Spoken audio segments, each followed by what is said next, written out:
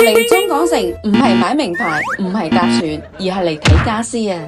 近日香港淘寶嘅實體家具店呢正式開業啦，真係人山人海，我都嚟湊下熱鬧，睇下阿里搞啲咩先。Later，據聞呢個場地有25,000尺啦，月租係50萬嘅，主要係以家裝嘅材料啦、成品家私同埋定製家私為主嘅。咁精選咗部分嘅商家進駐咗。Papa Home 提供一站式嘅裝修設計配套服務，家私同埋材料呢就以大陸價為主啦，運費同埋安裝費就另外計嘅。咁可以掃呢個 QR code 呢，就知道呢個價錢啦。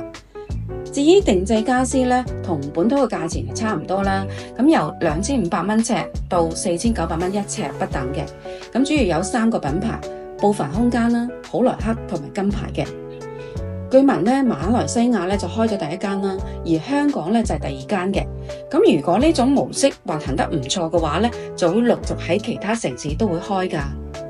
客戶嘅反應大家都唔一樣，有啲呢覺得係淘寶係買平貨嘅，所以過嚟睇下啦，但係覺得唔係好抵咯。有啲呢即場交咗定金呢就簽約啦。你哋睇完之後覺得有冇吸引你？歡迎大家評論區講下你嘅睇法。